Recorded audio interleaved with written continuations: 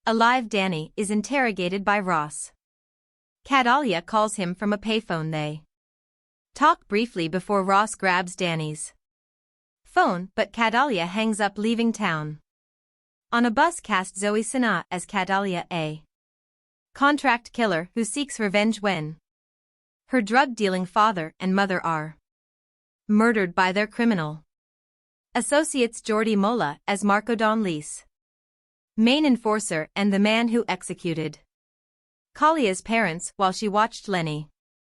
James as Ross, FBI special agent tasked with investigating Kalia's assassinations. Amanda Stenberg as 10-year-old Catalia. Callum Blue as Richard, CIA agent who arranged Don Lee's relocation in cooperation. Cynthia Adai Robinson as Alicia, Kalia's mother who is killed, along with her husband Jesse Go as Fabio, Kalia's father and a drug business partner of Don Lee's who was ordered killed when he tried to quit the criminal life. Ophelia Medina as Mama, Emilio's mother Angel Jica as Pepe, Emilio's father Sam Douglas as Willie Ward, Graham McTavish as head U.S. Marshal Warren, Max Martini as Agent Robert Williams, B. Bonnets as Don Luis, a Colombian drug lord who ordered the killing of Kalia's family, then cut a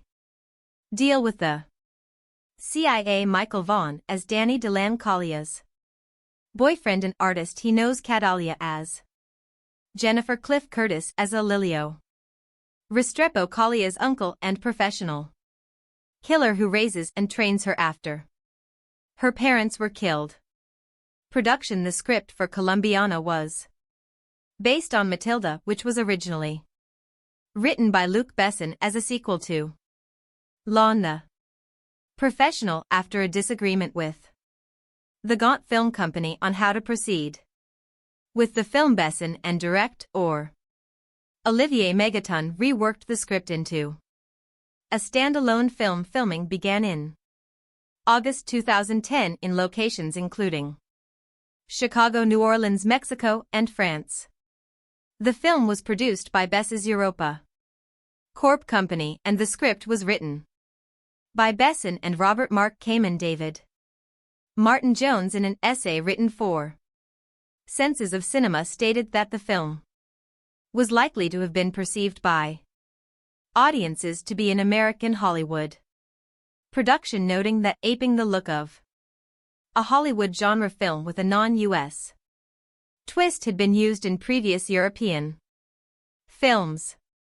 Reception. Critical response on the review aggregator website Rotten Tomatoes, 28% of 107 critics' reviews are positive with an average rating of 4.9. SL10. The website's consensus reads Zoe Saldana has the chops, but she's taken out by erratic and sloppy filmmaking. Metacritic, which uses a weighted average, assigned the film a score of 45 out of 100 based on 22 critics indicating mixed or average reviews. Christy Lamere of the Associated Press reviewed Colombiana, writing that the director of Lane Nikita and The Fifth Element serves as co-writer and producer here, but this is very much a spin-off of his brand, a continuation of the kind of stereotype and gravity-defying characters he's made his name on. Colombiana feels more hammy and muscular, though, but knowingly so, and that's what makes it solid late summer escapist fun.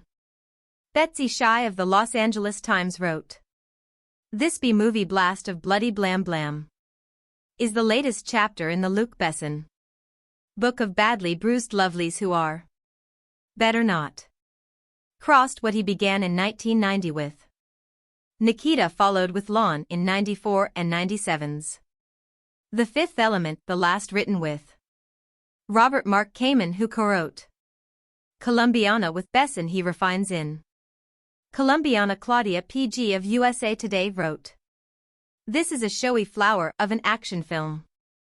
Sana doesn't get much of a chance to emote but her action skills blossom. Jordan Miner of The Hollywood Reporter said that there are guilty pleasures too. Be had in this frenzy be starring Zoe Saldana, who gives an acrobatic performance that makes the overcooked material watchable. Controversy. A non-profit group called Poor Colombia criticized the film, saying that it stereotyped Colombia in a negative way. Carlos M's, president of Poor Colombia, claimed that the film is proof of a total lack of creativity in Hollywood. When asked about the situation in an interview, Saldana said, "Shame on them, I don't know, I wish I knew how to address stupid unintelligent comments, but I don't, I'm not a stupid person." The following year, in an essay published in Senses of Cinema, David Martin Jones focused on a different aspect of the South American character, believing that the film provided a different perspective concerning immigration and international wealth inequality. He notes that a character from the global South wreak havoc on the wealthy and corrupt in the global North, offering a different perspective than is usually seen in a Hollywood blockbuster. Box office. Colombiana grossed $36.7 million domestically, United States and Canada, and $26.80 million in other territories, for a worldwide total of $63.5 million. Against a budget of $40 million, it opened at number 2 in the first of its 3 consecutive weeks in the top 10 at the domestic box office. Sequel. At the 2015 See Europe, when the production house Europa Corp announced upcoming films, it mentioned that Colombiana 2 was in 2011. A part of me wants to agree with him, but another part wants to blame the lack of quality of Hollywood's action blockbusters for this regrettable situation, and the latter part is talking louder to my conscious brain. I don't really care about things blowing up all over my screen if there's no John Lan walking through the wreckage to be there on time to pick up Holly and the kids. I had high hopes that Colombiana wouldn't buy into cheap thrills after seeing the trailer. I always fancy female action movies, as they are a nice change of pace from the male angst-ridden bullet fests I usually watch. Despite being technically sound, Colombiana did not live up to my expectations at all. Seeing who was behind it now, I wonder why I got my hopes up in the first place. Colombia is an awful place to be a criminal in. Olivier Megaton's movie Working in Bada's drug market is like working public function in the US.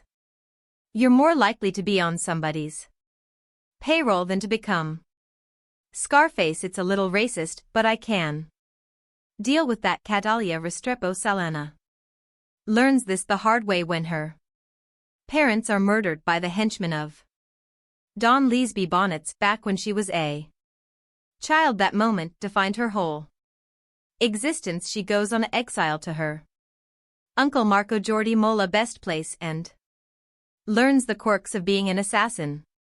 By the time she turns 24, she is a stone cold, highly skilled professional who works for her uncle, but she is devoured by her need for vengeance. All of her life has been building up that moment where she would cross path with Don Luis again. I have 2 main problems with Colombiana. First of all, Catalia Restrepo isn't exactly a female protagonist as much as she's a male fantasy. She's sexy, athletic, performs killings worthy of Sam Fisher's admiration, __, without calling back or almost asterisk, and devotes her life to kicking ass and taking names instead. Sondo, this movie really messes with my suspension of disbelief. While the action is slick and well filmed, there were many of those Wait a minute moments were my good intentions towards Colombiana were seriously challenged. For example, that escape she made from Don Lease gone through the streets of Bogota where child Catalia Amand Lostenberg looked like an Olympic hopeful for the gymnastics team more than your average privileged 9-year-old. I can believe a 9 years old to be savvy and streetwise, but being actually more savvy and streetwise than seasoned killers that are plot relevant. Asterisk asterisk, come on, it's bad and it's just one example. It's sad and very underscore frustrating because Colombiana has its moments, some scenes gripping and beautiful. For example, towards the beginning of the movie, Catalia is going on a job in Mexico where she was to eliminate a fraudulent banker type. It's one of the best filmed action sequence I've seen in 2011. The way it's scripted, the way the tension goes up, it's brilliant. There are a few of those scenes in Colombiana showing that this story had potential. I know I'm asking much of the Olivier Megaton Luc Besson team, who has provided us great movies like the Transporter 3, while Besson used to write good movies. The Fifth Element, the Taxi series. The last decent script he wrote was for Taken in 2008, and a keyword here is decent asterisk. I can't really recommend you to watch Colombiana, but if you're caught with it in a social situation, it's a frustrating viewing, but it has its moments. It's technically sound and visually beautiful, but the script is plagued with most issues that have been plaguing Hollywood action scripts since the beginning of the 21st century. Movies like this won't trigger an action SL crime film renaissance. I just needed to get to the core of how this movie troubled me by getting to talk about specific scenes that make no bleeding sense. So if you're worried about being spoiled with this movie, then don't read any further. The action genre of filmmaking is one of the most critically disliked genres of all. I believe it sometimes, while over the years some form of criteria has been assembled as to what makes a good action sequence, it's always made the story to be a problem rather than a friend, and therein lays the biggest problem with Colombiana. What this film is meant to do, it does well for the most part. The film's general glorified, overly meticulously designed, almost impossible assassination sequences are great to watch, and they're fun. You sit in your seat staring at the big screen ahead of you with your face emoting shock as you see tiny little Sana work her way through the smallest of cavities of a building, or using the most mundane of objects as the L spin of her assassination scheme. So I find it almost unfair to complain about the things that didn't work in this movie, since it's all the things that never seem to work in 90% of the action films out there. Its logic and story structure is a complete mess. There are so many scenes where characters say things that make almost no sense and do things without much consequence that you can't imagine how they were ignored. Catalia Zoe Saldana decides, after seeing her mother and father murder by whom I can only assume is the big drug kingpin in Colombia, that she wants to become a killer so as to be able to enact revenge. Part of her grand scheme is, since she doesn't know how to find her parents' killer, to smoke them out by marking each of her amazing murders with a message that only she and these men would understand. However, since it's such a peculiar detail, the authorities refused to release it to the press until 4 years later. Now you would imagine that either the police would use the same logic for why 4 years later they decide to release this information. A lot earlier, therefore pushing the story along, or Catalia would realize that this message isn't getting out and do something different. There's a scene where a mellow Cliff Curtis shoots randomly around a school in broad daylight on a whim to prove a point to young Catalia. I find it immensely hilarious how he never has to worry about the police or anyone seemingly staring directly at him as he takes his time to expose his reasoning for why Kalia needs to do things his way. Also, there's a romance ongoing with Catalia and Danny Michael Vaughn that makes almost no sense. We don't see the beginning of it, and it's very obvious that Sanaa's character is using this man just for sex pretty much. However, it's also obvious that this man wants more, and it seems that this arrangement is semblable a relationship and has been going on for a few months at least, due to the way they interact. Who is his friend that immediately sends a photo of his supposed girlfriend to the DMV for identification without bot? This makes no sense other than a painfully obvious plot point used to get the police closer to Catalia. When the talking ends and the bullets start whizzing by, the film is fun enough to truly enjoy. The only problem with that is that when it's time for Catalia screenplay, strong performances, and genuine tension and thrills, Colombiana is a tiresome revenge thriller devoid of any of the pleasures of that film. A closer comparison would be taken Besson's joyously ot Liam Nis vehicle that made up for what it lacked in brains with solid thrills and ridiculous violence. Something Colombiana can only dream of achieving. The plot is a simple one. Catalia Amanda Stenberg watches as her parents are murdered in front of her at the age of 9, given instruction by her father beforehand. Catalia flees Colombia and winds up in Chicago with her uncle Curtis. One day, impossible. The film's most preposterous scene. Catalia tells her uncle she wants to be a killer too, which he pulls out a gun and murders a driver in the middle of a busy street in broad daylight, apparently as a way of illustrating that she should stay in school to become a more efficient killer.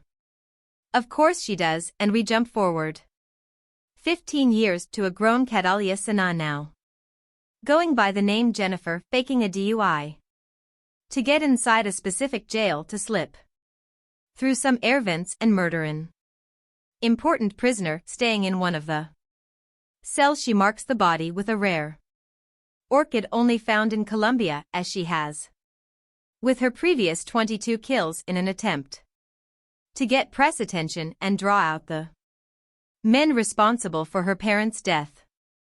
What happens from then is a mess of poor acting, silly action scenes, and utterly pointless dialogue. Every single character in this film is so utter one-dimensional that any dialogue they have is there to service the plot and nothing more. The only attempt to flesh out any character comes through a horrendous subplot involving Michael Vaughn as Danny Kalia's casual lover, who fills the archetypal woman's role of pining after the mysterious, emotionally detached assassin. The scenes between the two are so poorly handled by all involved that they just come across as funny. The turgid love scenes aren't even the worst thing in the film. One terribly directed fight scene trying desperately for Bourne-style grip sees Catalia facing off against her arched nemesis with a towel and 2 toothbrushes. There are numerous scenes of the FBI using computers that can seemingly perform miraculous acts of searching and matching data in a split second, which even becomes pivotal to the plot on more than one occasion. The final face-off dare not be spoiled here, but could possibly be the worst climax to a film of all time, the last of logic or Intelligence would have been quickly forgiven had the film been at least fun. Where Taken succeeded was by not taking itself too seriously, keeping the plot simple and making sure Nissan always had a badass one-liner to hand. Colombian has seemingly aims a lot higher but fails miserably, ending up a paste mess with a lead who really isn't all that likable or interesting. It's kind of hard to root for a woman who at one point smashes her neighbor's face into a table for no apparent reason, then seemingly blows up his apartment, presumably killing him in the process just to escape the FBI. Saldana must have thought this was a great idea, a strong female lead and maybe even the beginning of a franchise. The end result isn't a complete career killer but is definitely a step backwards. Olivier Megaton, fresh off his English language debut, The Transporter 3, hardly showers himself in glory either.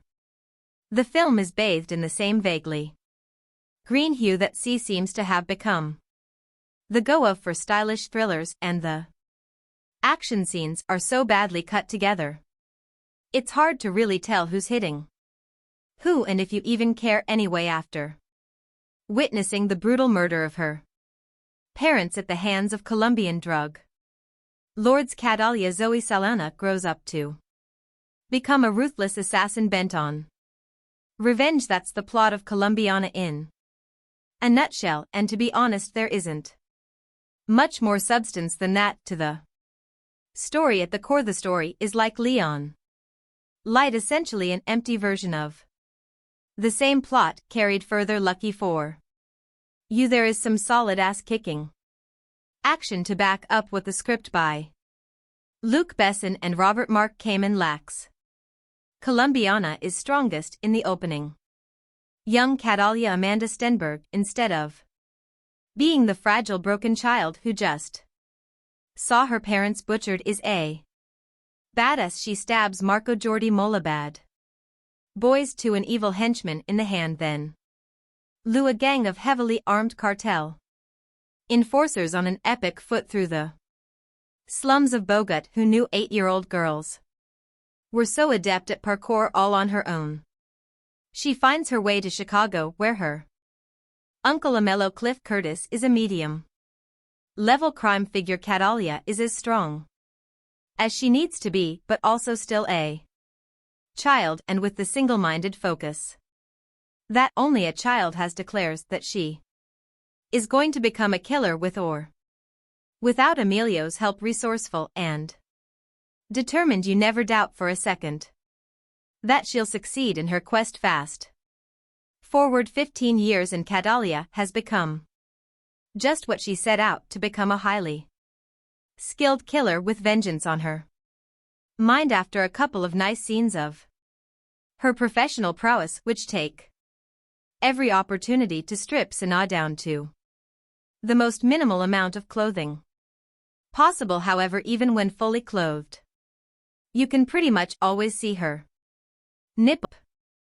Hope Colombiana gets rad again, and we're talking rocket launchers, hand grenades, and a toe fight. Rat, there isn't much to think about too seriously in Colombiana. It's a simplistic look at culture and trauma, and a story full of character caricatures and stereotypes at its best. However, the film is entertaining eye candy, and that's enough for me tonight. There are shark fights, intricate assassinations, lots of things to blow up, and an assortment of interchangeable goons with no larger purpose in life than to become cannon fodder for a hot killer in a bodysuit. Sure, it's cheesy and melodramatic, but what the hell, it's also a good time. I can't help but think that without Sana's presence, Colombian would never grace the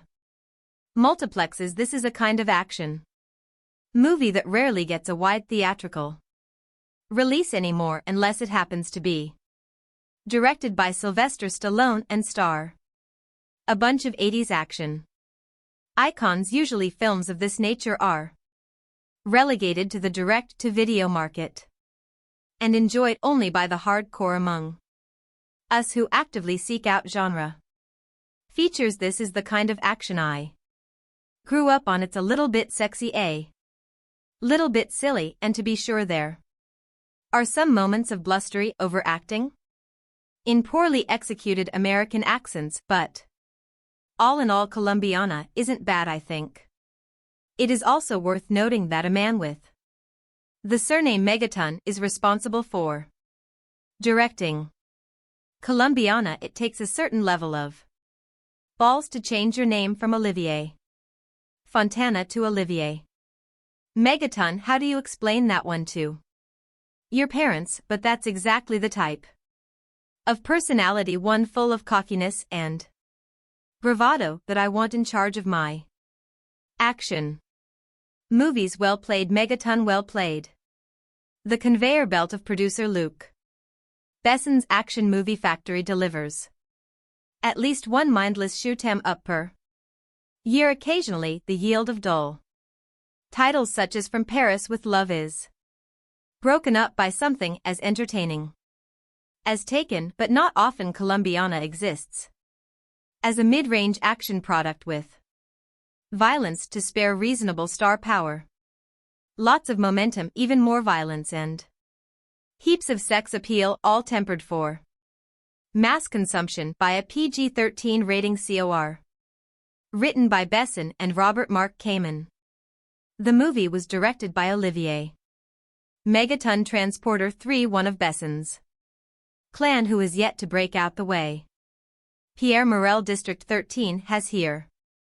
Megaton rushes through a story that deserves comparisons to Bess's own. The professional, after witnessing the murder of her mother and Colombian drug lord hitman father at the hands of competitor Don Luis B. Ben and his goon Marco Jordi Mula, the 9-year-old Catalia Amanda Stenberg escapes in a mediocre parkour chase sequence on the rooftops of Bogota. She makes her way to Chicago and takes refuge with her uncle Emilio Cliff Curtis, a gangster who values family. She insists on getting revenge, and that Emilio train her to be a killer, and he agrees on the condition that she goes to school. Cut to 15 years later, by which this time Catalia, now played by Avatar star Zoe Saldana, has accumulated a hit list of 20 or more kills, all very bad people and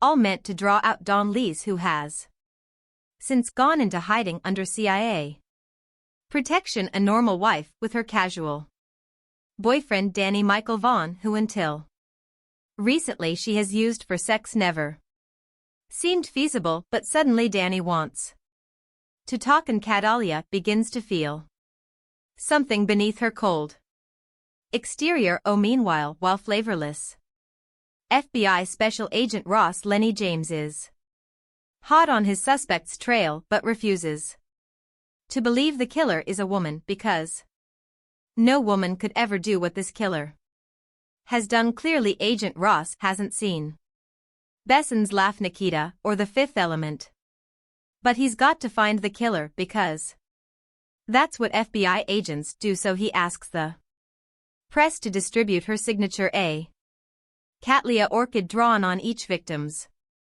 chest in black lipstick. When Don Lees sees this, he sends out his thugs to search for Catalia, putting her few dear associates and family members in harm's way. Saldana makes a welcome replacement for Besson's other action heroes, the likes of Jason Statham and Jet Li actors, whose scowls are interrupted only by bursts of anger. She's nimble, infiltrating complex security with the SLLY daring of Tom Cruise in Mission Impossible, while she can also unleash hell worthy of Schwarzenegger in the finale's commando-style shootout. But rather than question the morality of her cold-blooded killer, Megaton orders Sana to shed a few tears and morally redeems her character through emotion. She is After all, a woman and therefore subject to movie stereotypes such as sentimentality, but Besson did not choose a female protagonist solely to show a sensitive side despite a number of sappy scenes involving Kalia's family and boyfriend. The movie's sexy chick with guns concept reaches its height when the protagonist escapes an FBI raid with little more than her undergarments and a massive assassin's rifle, the only obvious cliché missing from the overcooked Colombiana is an androgynous female villainess to rival Sana in the 1980s. Such a role would have been played by Bridget Nealon, though he avoids this bit of formula. There aren't too many other clichés. Megaton, a ridiculous self-appointed moniker, doesn't employ action scenes, adopt that familiar over-edited shaky cam style that has spread like a disease through the majority of today's action movies, and cuts have a man-on-fire strobe effect that might cause an epileptic seizure. Everything that you expect to happen does, but the result is certainly more watchable than the majority of Besson produced actioners, and will no doubt provide some mild diversion for action junkies. Colombiana is a movie that is best enjoyed if you prepare yourself for the unbelievable. It's hard not to start here. When within the first 10 minutes of the movie I noticed a handful of things on the screen that I just thought were outright unbelievable. I got the impression that the filmmakers were making this movie for someone who doesn't have much common sense or a grasp on reality, or can just forego such things in the aspiration of entertainment. There are scenes in this movie that are so blatantly exaggerated that you can't help but feel borderline insulted by the writers for even conceiving the idea, let alone thinking that an audience will accept any unrealistic scenarios just for the purpose of progressing the story. Let me try to better explain. You know those moments when you watch a movie and you just see a character do something so stupidly counterproductive to their own survival that you just rest your head in your hand until it's over. That's pretty much sums up the entirety of the opening scene of Colombiana. It's one thing to manufacture the progression of the story, but it's another thing to use and write characters as tools while they defy basic logic and common sense. For this purpose, I don't like the use of dumbed-down characters just for the sake of story progression, and I think it's a piss-poor way and excuse to progress the story of a movie. Colombiana does have some redeeming qualities, as there were a few times I would have believed that I was watching a movie created by a young and lesser experienced Michael Bay, with all the flash eye candy and explosions to complement the movie in the usual Bay way. Colombiana tries to mimic the action of some of the best revenge movies of our time, and at times actually pulls this off pretty well, but there are times when you notice that there's room for improvement. There are a few scenes where you can truly become immersed by the action and cinematography in front of you and how the movie progresses, and there are times when this movie hints at with the entire movie as you see her systematically and intelligently take on or assassinate an individual in the most ludicrously guarded places. You'll definitely have a few moments that make you sit on the edge of your seat just to find out how she actually pulls off these stunts and how she eventually makes a mistake. Zoe Saldana channels her best Angelina Jolie in this movie. Seriously, she has the effeminate, feline, and seductive down to a science, and produces a performance for a character that's an amalgamation of Lara Croft, Evelyn Salton Fox, but you can't help but feel that the creators oversex this movie to compensate with the weak writing. Thankfully that is in fact the case, as her sex appeal reaches new heights in this movie while tiptoeing around any actual revelation of nudity. The film still delivers plenty of the sexiness that voyeurs will still have their rewind moments and post on the internet what minute mark to tune in for other perverts. Overall, the movie is a mindless action platform to introduce and test Zoe Saldana as a draw and leading woman.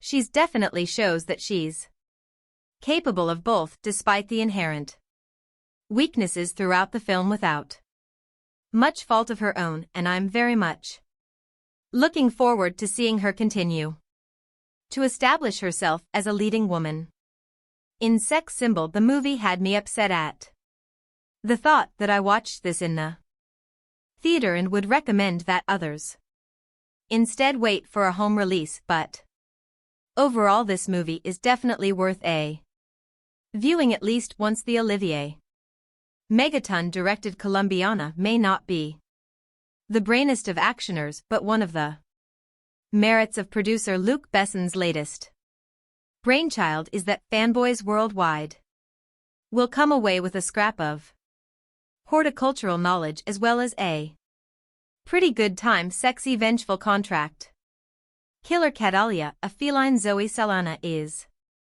named after a Colombian orchid species, signing her victims with a lipstick drawing of her floral namesake. Solidly produced, if slightly generic English language pick should do mid-range biz in France where it bowed July 27th and OK number stateside where it goes out August 26th, rather than adopting a tired flashback heavy approach. Megaton and screenwriters Besson and regular collaborator Robert Mark Kamen let Kalia's childhood trauma play out up front in an audacious half-hour prologue.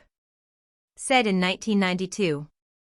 Bogut, still a little girl, Catalia Amanda Stenberg witnesses the assassination of her next of kin by crime boss Don Luis B. Bonnets and his vicious right-hand man, Marco Jordi Mola. Catalia decides she wants to become a killer when she grows up so she can properly exact revenge on Luis Marco and their gang. 15 years later, played by Sana, she's a pretty impressive contract killer working for her Chicago-based uncle Amello Cliff Curtis. The first assignment odds get to see her in is an elaborately staged hit inside a prison, an intricately staged and executed 10-minute plus set piece that reps one of the Pix 2 action highlights. The second is a mano-mano fight in a Henda bathroom, an intentionally messy sequence that injects a welcome dose of reality and real danger into the proceedings, something lacking in the film's more bombastic and generic shootouts and explosions. Much of the viewer's investment will depend on his or her concern for Kalia's plight, and this is where Sana's contribution is key. Despite being a ruthless killer with a killer bob and a predilection for skimpy tight fitting apparel, costume designer Olivier Barriet seems to have taken a cue from the Avatar Thesp's motion capture bodysuit. She not only exudes sexiness but also generates a certain amount of sympathy. Saldana's handful of scenes with her artist BF Michael Vaughn, who has no clue what she does for a living, help humanize the otherwise solitary killing machine, and 3 tense confrontations in a schoolyard and a library with Amello, and during a home visit with the FBI agent on her tail. Lenny James nicely Jew Tus plotting and characterization between action setups like all action picks from Besson's Europa Corp, including Helmer Megatons. The Transporter 3 Colombiana is slickly assembled locations including Mexico, the US and France, and Patrick Duran's production design are expertly showcased. In Roma, Laura's suit dappled widescreen lensing, editing, and score are unobtrusive. The work of stunt coordinator Michelle Julien taken the Transporter films and fight choreographer Alan Figlar. The Bourne identity Largo Winch is pro but has a greatest hits feel rather than its own identity.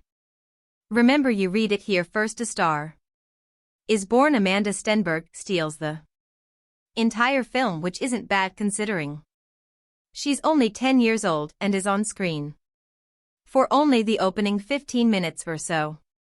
She plays the lead, Catalia, who as a 99-year-old witnesses her parents' murders by Marco Jordi Mola, evil henchman of evil drug lord Don Luis B.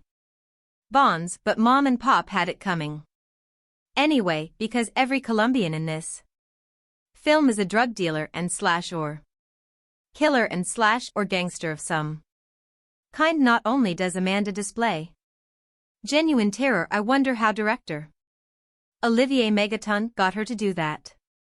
Threatened to put a puppy in a blender. You sees is cute little baby puppy doggy.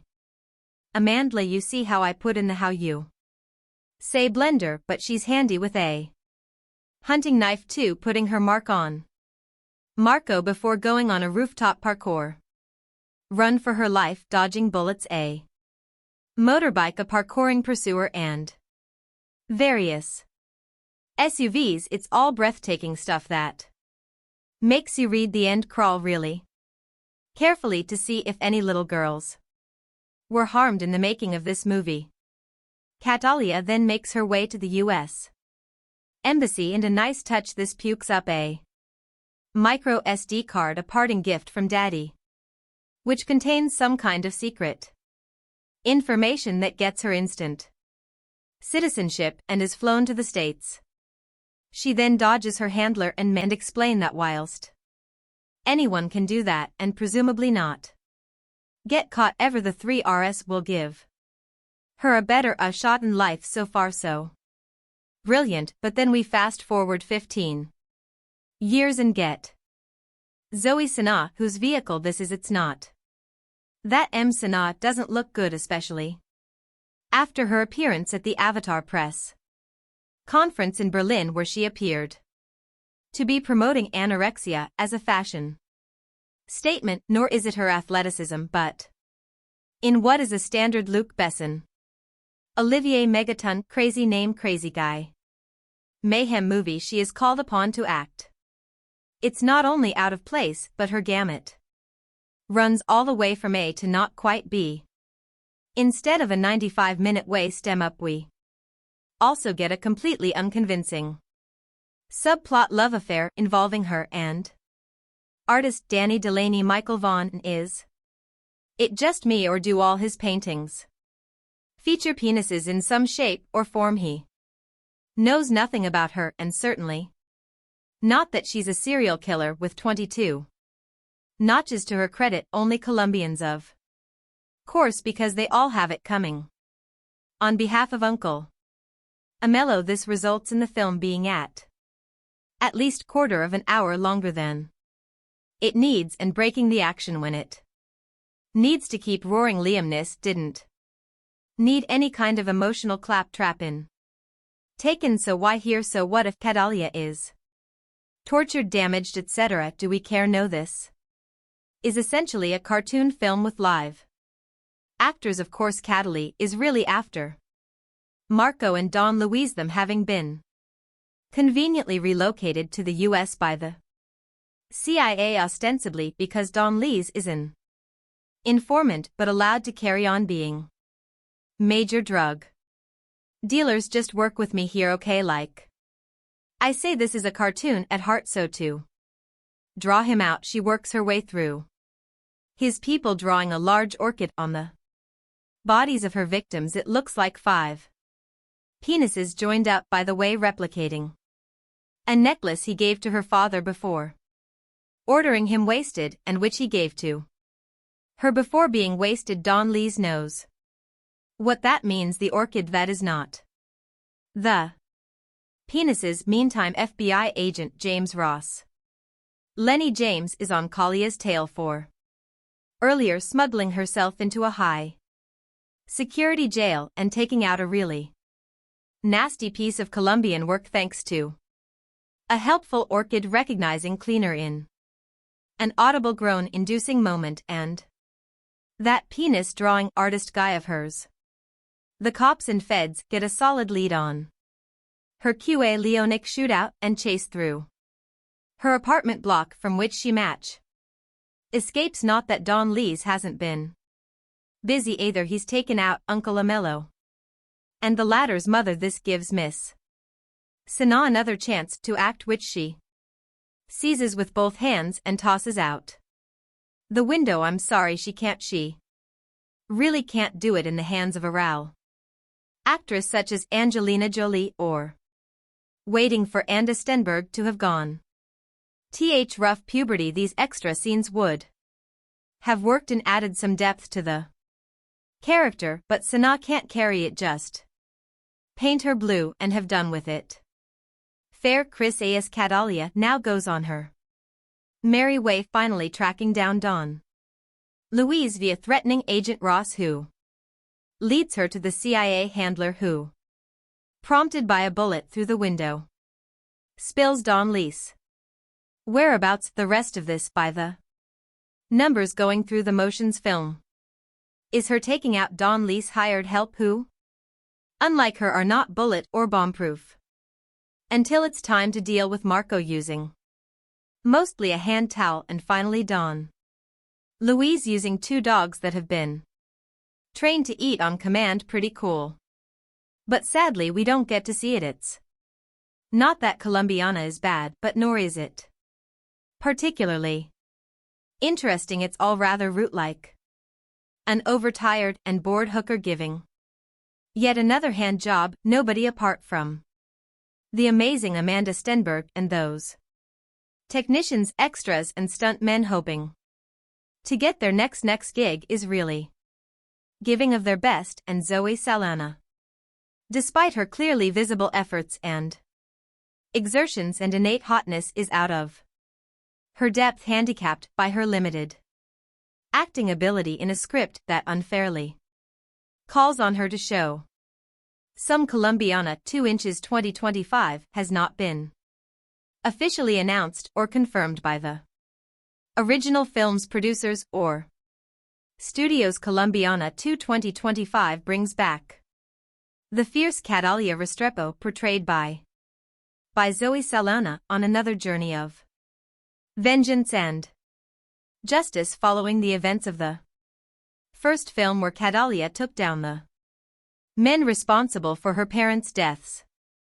She now faces an even more dangerous challenge, a deadly syndicate that threatens to destroy everything she holds dear. Plot overview. The story begins with Catalia trying to lead a quieter life, having partially escaped the violent shadows of her past. She's found a small semblance of peace, living under identity in a remote village in South America. However, rumors of a powerful crime syndicate known as the Silver FWN begin spreading. This syndicate, notorious for trafficking and large-scale corruption, has a reputation for wiping out entire communities that resist them. When the Silver Fong arrives in Kalia's village, its enforcers inadvertently bring her back into a world she was hoping to leave behind.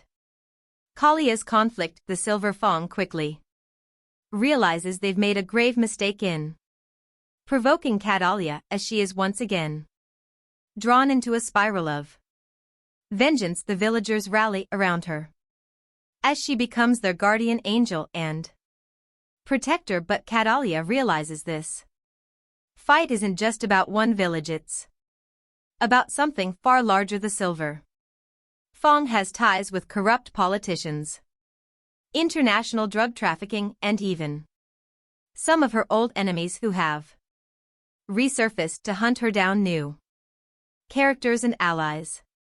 Catalia encounters a skilled hacker, Nico, who was once a part of an underground cyber group before being forced into hiding after a run-in with the syndicate. Together they work to expose the syndicate's activities and weaken its network. Nico brings in an additional level of danger but also emotional complexity as he begins to see Catalia